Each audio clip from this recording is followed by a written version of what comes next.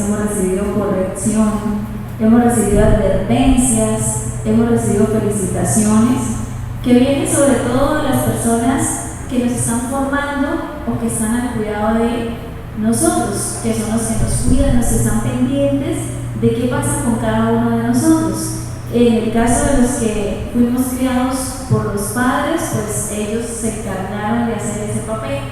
Y ahora los que ya somos padres y tenemos al cuidado personas, pues nos encargamos de hacer esto, de advertir, de corregir, de felicitar. Y normalmente la mayoría de las conversaciones que tenemos con esas personitas a las que amamos, las invertimos en estar haciendo ese trabajo, como que pidas, o animándole, o corrigiendo algo, ¿cierto? Advirtiéndole algo que pueda pasar, o aplaudiendo y felicitando.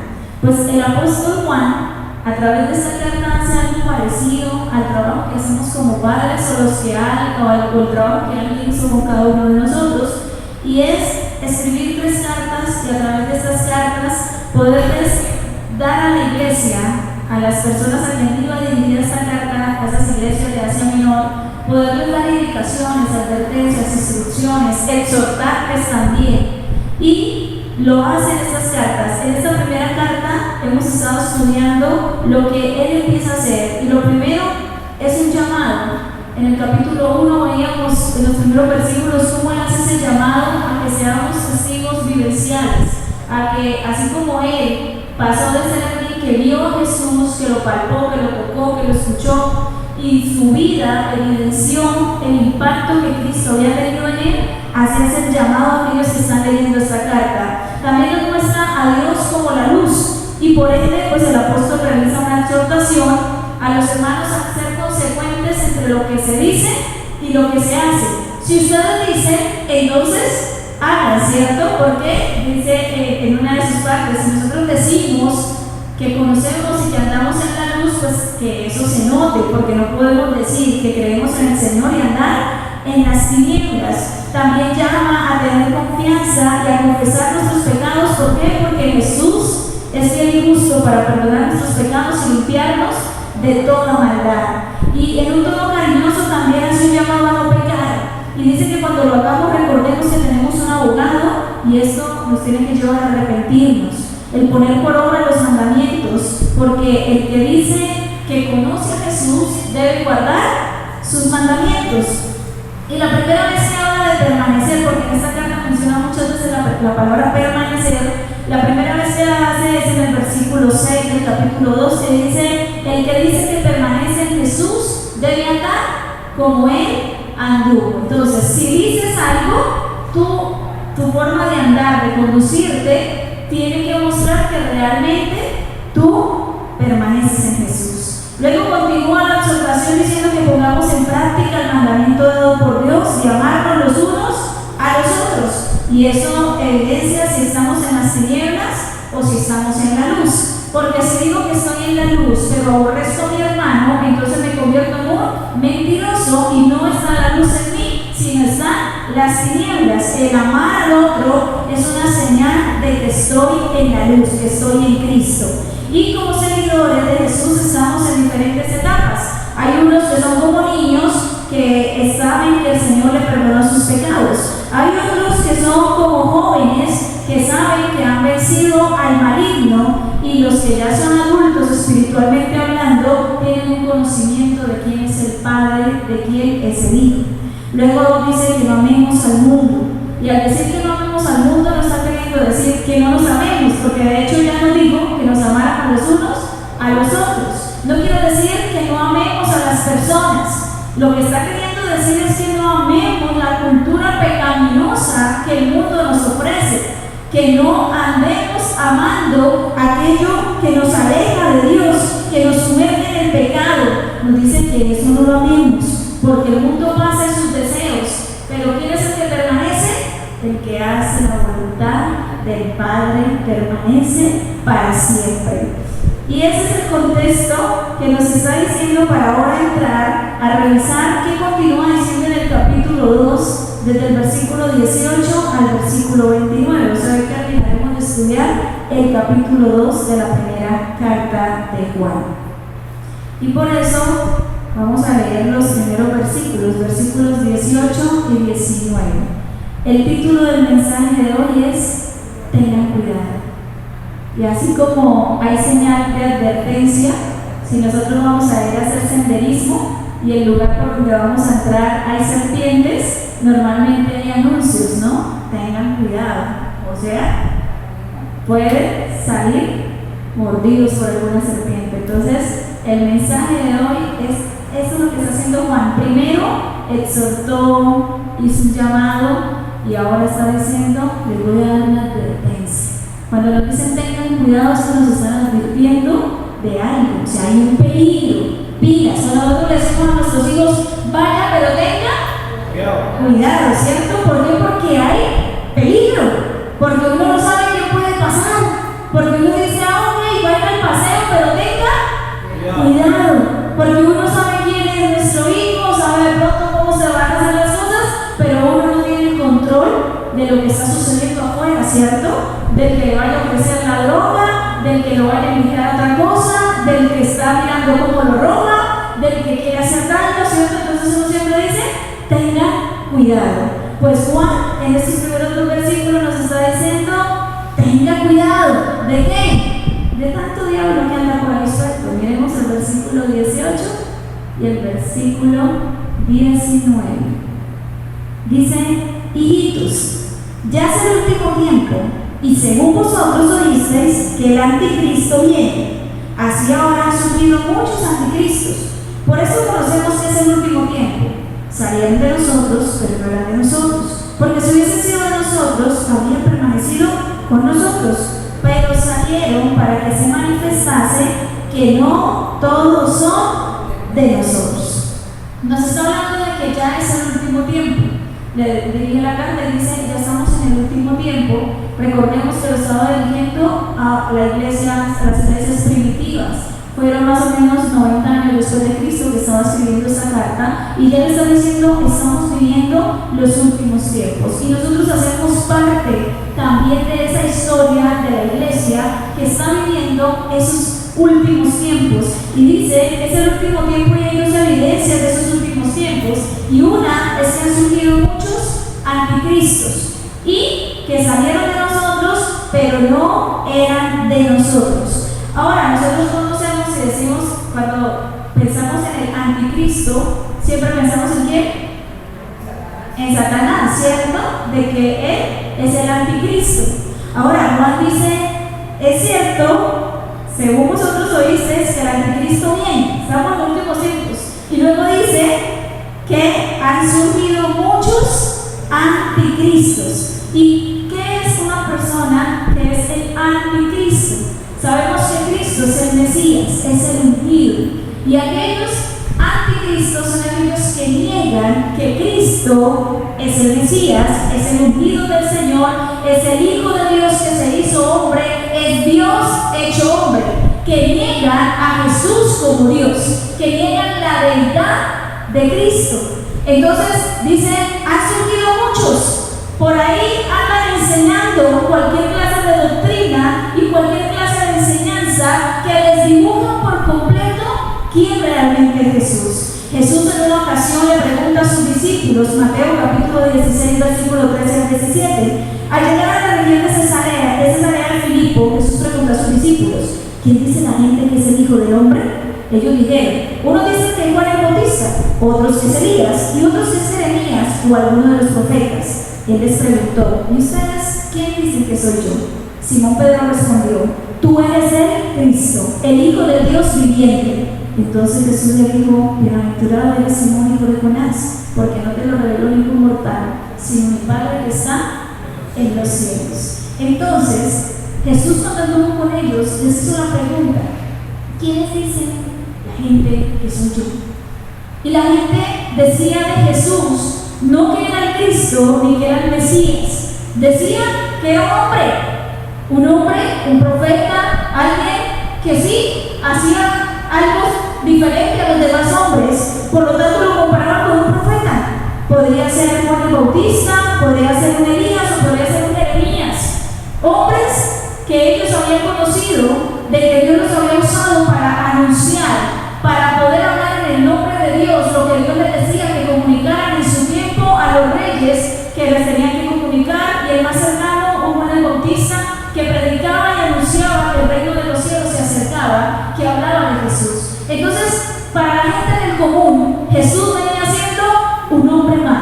que era un siervo de Dios.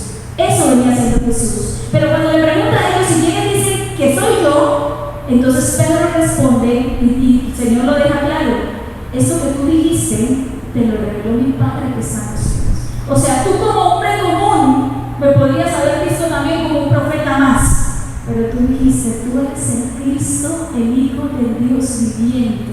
El poder ver a Cristo como Cristo, no como un hombre más, sino como Jesús, nos da una revelación para cambiar nuestra vida y para darnos cuenta de que realmente no podemos ser parte de los que niegan a Jesús, de los anticristos. Los anticristos niegan la naturaleza divina de Jesús, están convencidos que Jesús no es un Señor, no es Dios, sino que simplemente es un hombre más que marcó la historia. Y hay muchas sectas que se han levantado porque a alguien dijo que se había soñado algo. Es que yo me lo soñé y Dios me lo reveló, y arman su doctrina y arman la secta, pero desdibujando por completo lo que las Escrituras nos dicen de quién es Jesús. Niegan por completo a Jesús. De hecho, tienen a Jesús como un hombre más, como uno más que pasó y fue usado por Dios como cualquier otra persona que Dios podía haber usado. Y hay muchas sectas y personas. Ahora son aquellos que dividen la iglesia del Señor, son aquellos que también dan un mensaje que sea cómodo para las personas. O sea, ¿cómo esto que yo les diga pueden atraerlos más? ¿Cómo esto lo pueden digerir de una mejor forma a una costa de que tergiversan por completo la palabra de Dios y de que dejan a Cristo como si Cristo no fuera Dios, no fuera el Señor? Entonces Juan les advierte y también le dice: salieron de nosotros, pero no eran de nosotros, porque si hubiesen sido de nosotros, ¿qué? Habrían permanecido con nosotros. Pero salieron ¿para qué? Para que se manifestaran. Y suele suceder, no sé si tienes a alguien cercano o conoces a alguien que dice: todo el tiempo lo vi en la iglesia, tanto tiempo que iba a la iglesia, y hoy anda sin Dios y sin Dios. O hacen algo diferente. Fueron y armaron su propio grupo, mostrando al Dios que ellos creen que es, pero que está muy lejos del Dios que nos enseña las Escrituras. O sea, es lo que yo percibo de Dios y lo que yo quiero construirme, que para mí es Dios, y a la gente le va a gustar y le va a llamar la atención ese Dios.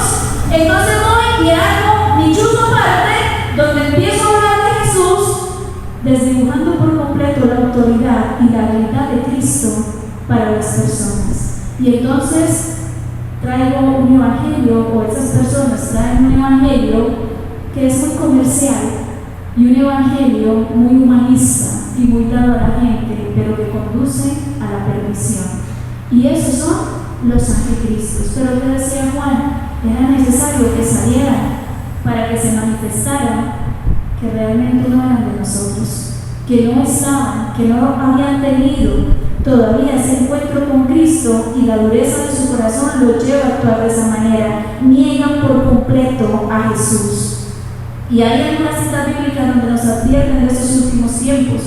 Nosotros estamos viviendo en esos tiempos donde algunos ya vivimos esa vida eterna en libertad, de que Cristo ha ido revertiendo todos los efectos del pecado en nuestra vida, pero también se vive un mundo de pecado, de violencia y de herejías. Mateo capítulo 24, versículo 24 dice: porque se levantarán falsos cristos y falsos profetas, y harán grandes señales y prodigios, de tal manera que engañarán, si fuere posible aún, a los escogidos.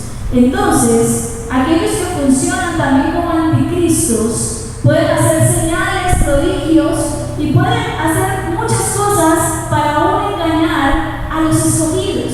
¿En dónde debe estar nuestro fundamento? El fundamento de nuestra fe tiene que ser Cristo. Y todo lo que Cristo nos enseña y nos revela está en las Escrituras. Entonces no me puedo mover por lo que yo me soñé, por lo que yo sentí, por lo que a mí me pareció, por lo que me conviene, sino por lo que la Escritura dice y enseña, por lo que Cristo ya nos vino a revelar y enseñar. Por eso no hay palabra profética más certera que la que ya está escrita. No necesitamos de que venga el vidente, no necesitamos de que alguien venga y nos ponga la mano y nos dice: así te dice el Señor, te casarás tal día, tendrás tantos hijos, y harás, porque nos fascina que nos profetice sobre lo que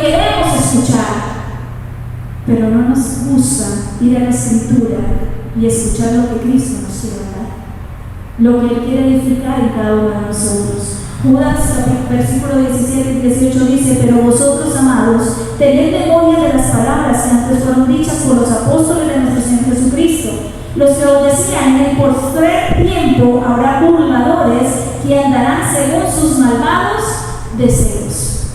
¿En qué tiempo?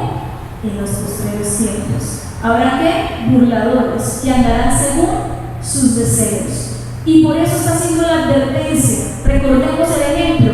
Nosotros como papás le decimos a nuestros hijos: tengan cuidado porque hay peligro. El Señor en esta noche nos está diciendo: tengan cuidado, porque si no fundamentamos nuestra fe en Jesús, si no tenemos una comunión con Cristo, vamos a ser movidos por cualquier corriente filosófica, de doctrina o ideológica en la que nos encontremos entonces cualquier ley nos habla algo y decimos: oiga, sí, a mí como que también me parece, y después resultamos negando la eficacia de la gracia que hemos obtenido en Cristo Jesús. Terminamos negando nuestra fe y apartándonos de lo que el Señor ya ha trazado en cada uno de nosotros. Amén. Ahora, dice la palabra del Señor, continúa hablando del versículo 20 al 23.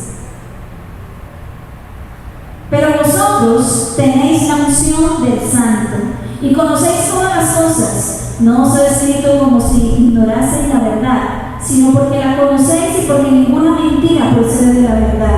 ¿Quién es el mentiroso sino el que niega que Jesús es el Cristo? Este es anticristo, el que niega al Padre y al Hijo. Todo aquel que niega al Hijo tampoco tiene al Padre. El que confiesa al Hijo tiene también al Padre. Así que si en los primeros dice el apóstol: tengan cuidado, en estos versículos nos dice: solo hay uno del cual puede proceder la verdad. El Espíritu Santo de Dios es el que nos habita.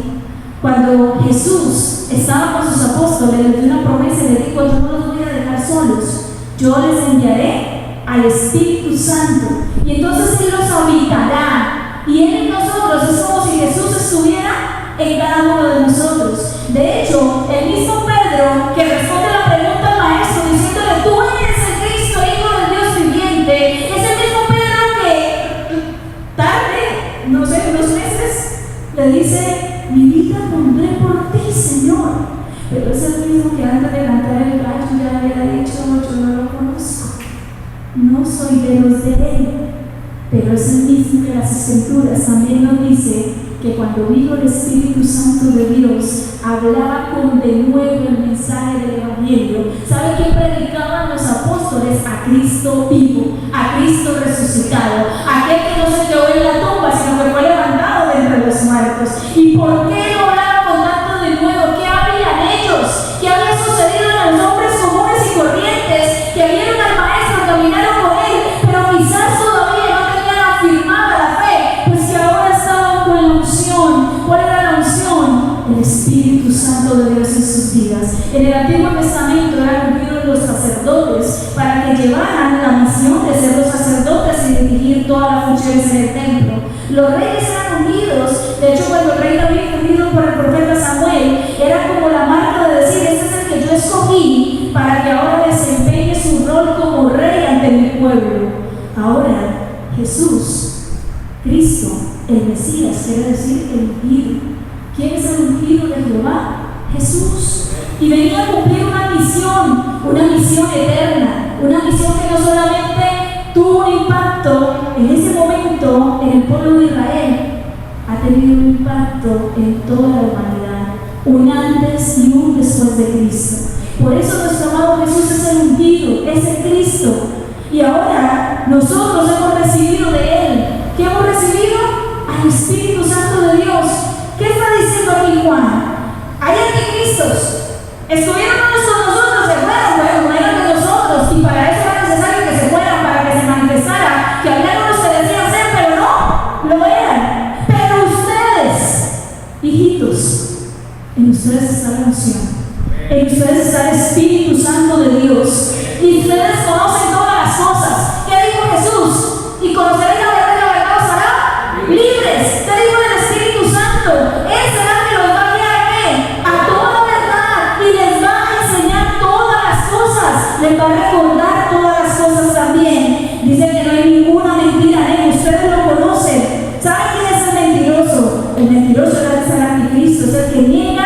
a Jesús. Pero el que confiesa al Hijo tiene ¿a quién? Al Padre.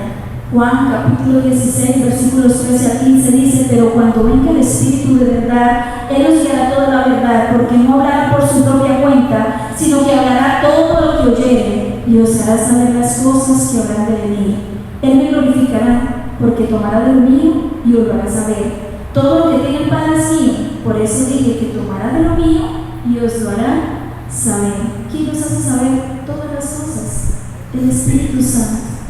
El Señor dijo que así como nosotros, siendo malos, sabemos dar buenas dádivas a nuestros hijos, que si nos pide un pan no le vamos a dar una piedra, que si nos pide pescado no le vamos a dar una serpiente.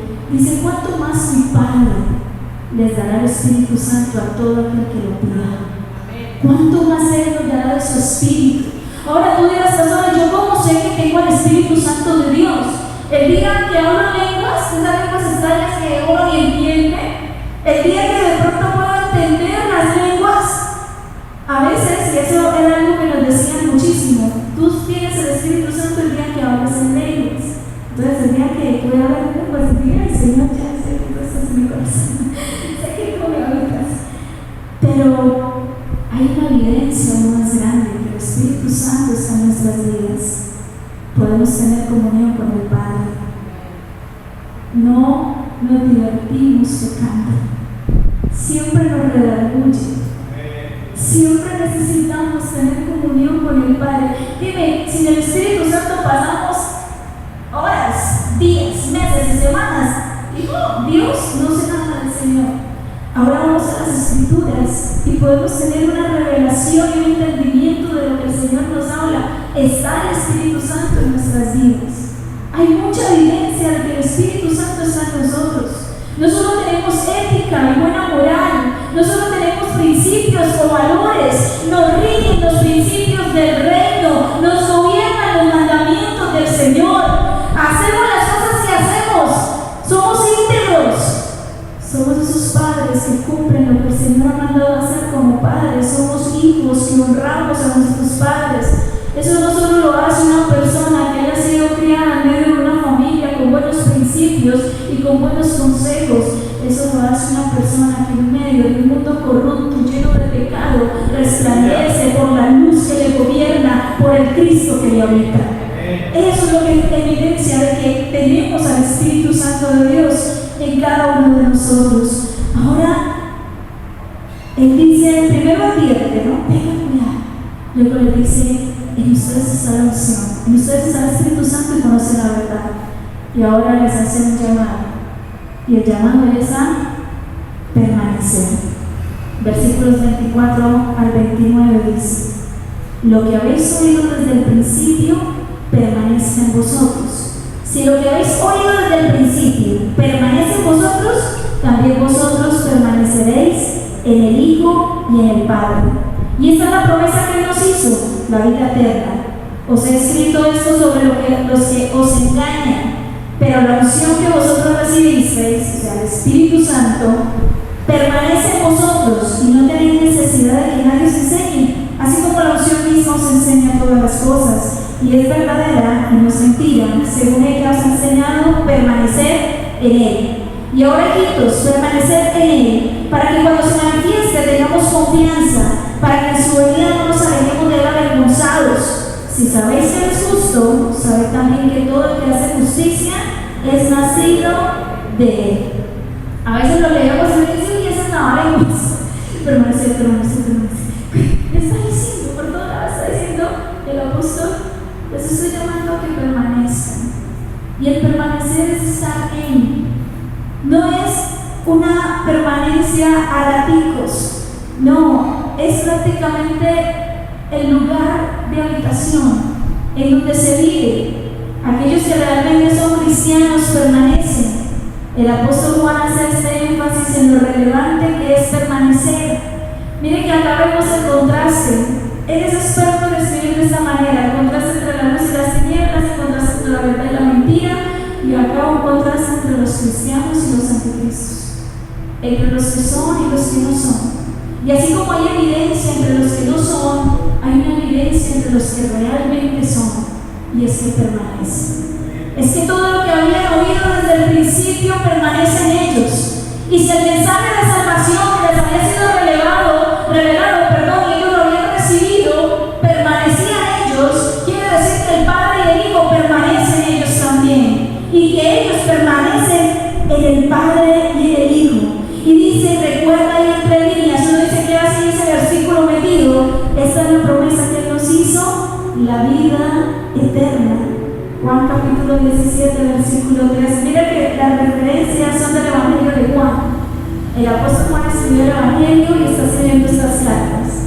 Y no, obviamente no hay contradicción. Dice, y esta es la vida eterna, que te conozcan a ti, el único Dios verdadero, y a Jesucristo, a quien has enviado. Jesús está diciendo, ¿quieres saber cuál es la vida eterna? El pastor hace poco nos enseñaba acerca de la vida eterna. Y a veces tenemos ese concepto de que la vida eterna es cuando partimos de este mundo a la presencia del Señor y ahí empieza la eternidad. Pero Jesús está diciendo, ¿saben cuál es la vida eterna? Que conozcan al Padre y que conozcan al Hijo. El poderlos conocer a ellos. Y mientras preparaba el mensaje, meditaba en algo.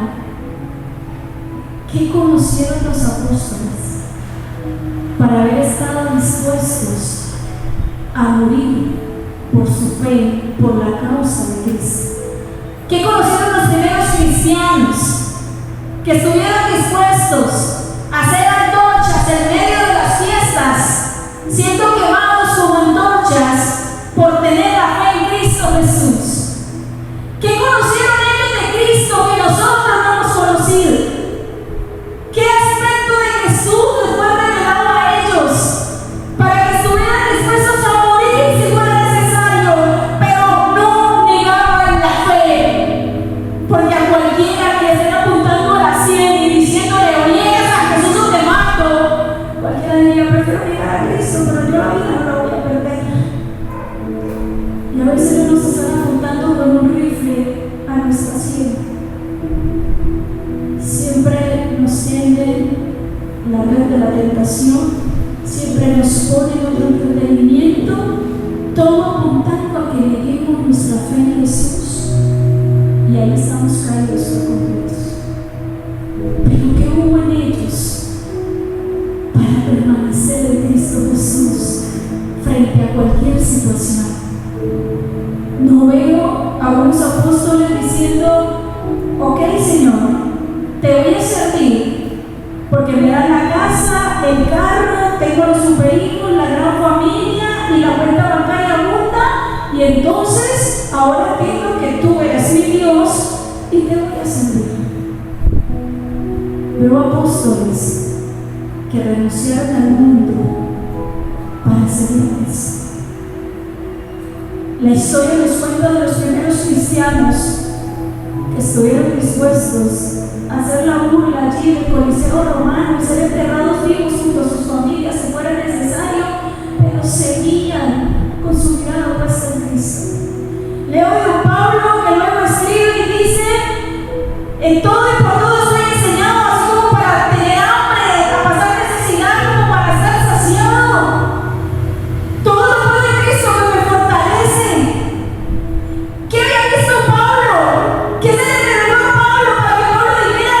Es que si tengo escasez o si tengo abundancia, no me interesa, permanezco en Cristo. ¿Qué se le reveló a Pablo para que él dijera, soy como el estrecho? Porque si me muero me voy a encontrar con mi amado, pero si me quedo puedo seguir predicando. ¿Qué habían hecho para que no tuvieran fobia a lo que muchos tenemos fobia, y es a morir? Que entendieran. ¿Sabe que recibieron lo que se les anunciaba? Cristo resucitó. Cristo resucitó. Los hombres estaban mal porque el maestro había sido allí crucificado y llevado a una tumba y ya no sabemos qué hacer, y estaban tristes. Camino de Maús, no pudieron verlo porque se le fueron cegados los ojos, pero en el momento que ellos vieron que era Jesús el que había estado con ellos, dice la palabra del Señor que le adoraron. El saber que Cristo había resucitado provocó en ellos la adoración. provocó que su vida se rindiera en oración a ellos. ¿Saben qué entendieron? Que la vida eterna es haber conocido a Jesús como su Salvador, como el Señor de sus vidas, y que no todo radicaba en lo que sucediera en esta tierra. Su mirada estaba puesta en lo celestial. Sabían que había algo mucho más valioso que los afanes y los deleites que este mundo nos puede ofrecer. Había una eternidad junto a aquel que todo lo había podido hacer, junto a aquel que había perdonado nuestros pecados y pagado nuestra deuda, frente a aquel que había venido a darnos paz en medio de tantas tormentas, frente a aquel que había dicho: vas a tener aflicción en el mundo, pero ustedes van a confiar, no van a renunciar, no van a negar, a la primera no se van a ir otra vez como si nunca lo hubieran conocido, no van a empezar a negar que Jesucristo, el Hijo de Dios, el que lo levantó, el que le dijo: el que esté muerto vivirá, porque yo soy la resurrección y la vida. Y no poder entender por qué temer al paso que me va a abrir como un capullo hacia vivir con aquel que resucitó. Él es el primogénito de los que han resucitado. ¿Sabe por qué? Lázaro resucitó, pero luego volvió a vivir las aflicciones que un cuerpo humano vive, y luego tuvo que morirse otra vez. El hijo de la viuda también fue resucitado, pero era esa resurrección de aquí, de este cuerpo mortal. Pero Cristo resucitó para estar vivo eternamente. Cristo ascendió al cielo con su cuerpo, y esa es la promesa y nuestra esperanza, iglesia. Permanezcamos fieles en el Maestro y permanezcamos fieles en Él, que cuando Él vuelva no estemos avergonzados como Adán cuando no sabía qué lado esconderse de Él, porque había fallado a su Dios, y porque al escuchar su voz no tenía ni clara de cómo presentarse ante Él. Que ahora que cuando Cristo venga no corramos avergonzados a ver en dónde me escondo, Señor, porque permanecí todo menos en ti, Señor. Habité todo menos en ti. Jesús nos dice que permanezcamos como sus discípulos también lo hicieron, que permanezcamos, Juan, en una isla de Patmos, y a veces creemos que estábamos como cuando vamos a San Andrés, con el agua de coco ahí al lado y dándose el sol y pasando las mejores vacaciones allá en la isla. No, eran tratados como criminales. Fue el apóstol que más vivió, pero aún hasta el último momento se mantuvo con su fe intacta delante del Señor. Vamos a morir con las botas puestas, iglesia. ¿O nos queda más fácil entregarnos a los placeres de la vida y perdernos por completo en una eternidad sin el Señor? En este mundo van a ser años. El tiquete que tenemos de viaje por esta tierra es pasajero y es de corta duración. Pero podemos vivir desde ya disfrutando de esa eternidad. Conocer a Cristo resucitado te aliviará tantas cosas por las que corremos todos los días y nos afligimos a diario. ¿Por qué estás triste? No sé, yo quería la blusa, es que yo quería esos pantalones, es que yo quería esos zapatos, es que yo quería vivir en tal sector, es que yo quería tal colegio, es que yo quiero la camioneta, yo no quiero la moto, y es que yo no quiero el apartamento, quiero la casa campestre, quiero la piscina, y corremos afanosos y con tanta pesadez, y viendo a Jesús no como el Jesús resucitado, sino como el de la lámpara de Aladino, que le frotamos y le decimos: concédeme lo que yo quiero.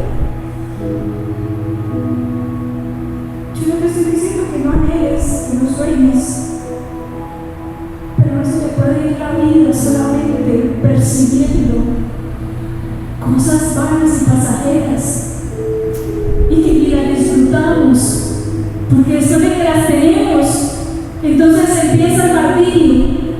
Y como los pagamos, y si ve y peleé, no. Jesús, Cristo es nuestra plenitud. Cuando le cantamos tengamos Cristo Jesús, tú eres mi plenitud. Vamos a ser como los apóstoles, iglesia, discípulos de Cristo, seguidores del Maestro, con las botas puestas. No nos avergonzamos del Evangelio, porque es poder de Dios para salvación. No nos avergonzamos de llamarnos hijos de Dios y de dar evidencia de que estamos pegados, como esas ramas que están pegadas a la vid, sabiendo que damos fruto y fruto y fruto y fruto, pero porque Él lo menciona en cada uno de nosotros, sabiendo que la unción del Señor está en nosotros. Y tú dirás por lo que dice ahí Juan, entonces no es necesario congregarnos ni que nadie nos enseñe la palabra, porque dice que el Espíritu le enseña. Pero en el contexto que nos está diciendo es que Él es el que nos guía, que nos enseña todas las cosas, el que nos permite realmente disfrutar de esta vida eterna. Desde ya tenemos esa vida eterna en Cristo Jesús. Amén. Como conclusión, iglesia, estamos llamados a ser atalayas, a estar vigilantes para identificar a los anticristos y aún para examinar nuestra propia vida. No vaya a ser que al pasar de los años hallemos que estábamos metidos en un lugar pero no pertenecíamos.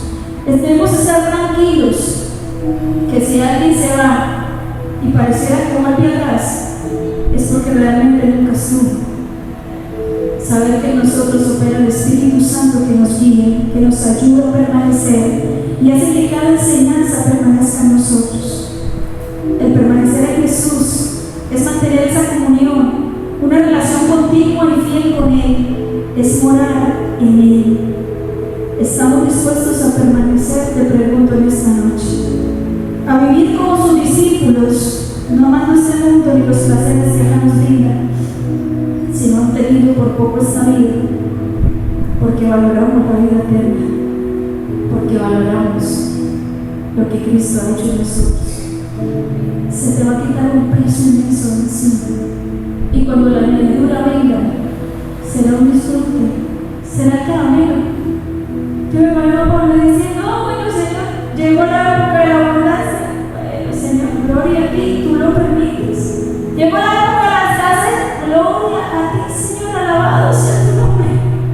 O sea, estoy contento en cualquiera que sea mi situación, porque realmente el gozo no lo provoca mi situación, el gozo lo has provocado tú que me habitas, Señor. Por eso en todo soy enseñado. A veces usamos el todo lo puedo en Cristo que me fortalece como el versículo que me ayuda a lanzarme, a hacer las cosas que otro no haría. Pero ese todo lo puedo en Cristo es todo, Señor. Lo puedo en ti porque tú me fortaleces. Puedo estar en hambre, puedo estar en escasez, puedo estar en abundancia, puedo estar lleno y saciado, Señor. Y usted me lo ha enseñado, eso es lo que tenemos que aprender, porque si Pablo dice, lo he aprendido, es porque tuvo que aprenderlo, no es algo que nosotros se nos dé. No, tenemos que aprender, y a veces aprendemos como a las malitas. ¿Qué tal si podemos decir en esta noche al Señor, que hoy nos advierte y nos dice tengan cuidado? Y poderle, Señor, claro, tú me das la advertencia, pero también quiero quedarme con aquel llamado que tú me haces hoy. Quiero permanecer en ti, Señor. Quiero hoy recibir la revelación que recibieron los primeros cristianos. Quiero recibir lo que los apóstoles vieron en ti, Jesús. Tanto que estuvieron dispuestos a morir de formas crueles, que no hicieron algo para salvar su vida, porque entendieron que aquel que salve su vida la perderá, pero aquel que pierda su vida por mí la hallará. Entendieron que la vida la había hallado en Cristo, en el Maestro resucitado, hallaron a Cristo en cuerpo, pero que tenían la certeza de que el Espíritu Santo que estaba en ellos les daba la fortaleza, que acá iban a cerrar sus ojos por un minuto, por unos segundos, pero luego los abrirían al lado del trono de la gracia, al lado de su amado Señor. Eso nos liberta de tantas ansiedades, depresiones, problemas mentales, de tanta carga. Qué lindo poder vivir en Cristo. Qué lindo poder amar a nuestro amado. Que hoy tú puedas decir como Esteban: Señor, acá estoy, el primer mártir. Me están apedreando porque hablo de ti, porque mi fe está puesta en ti. Y Dice la palabra del Señor que pudo mirar hacia el cielo y vio los cielos abiertos y el trono, y a la diestra estaba sentado el Cristo maravilloso. Tú eres un ungido del Señor, tú eres un verdadero cristiano. Entonces, a como nosotros, iglesia, desde que Cristo sea el que esté en medio de nosotros.